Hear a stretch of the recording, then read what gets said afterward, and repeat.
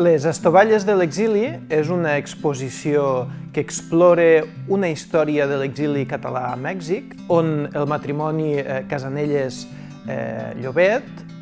invitava una sèrie de persones a casa seva cada any en diversos moments d'aquest exili, i en un moment determinat algú va firmar les estovalles i després van decidir brodar aquelles firmes. El resultat són aquestes estovalles que veureu en l'exposició, que exploren tota aquesta constel·lació de personatges destacadíssims de l'exili català a Mèxic. A les estovalles hi trobem firmes de personatges destacats, de polítics, de metges, Indalecio Prieto, per exemple, o Josep Tarradellas, però també hi trobem noms de dones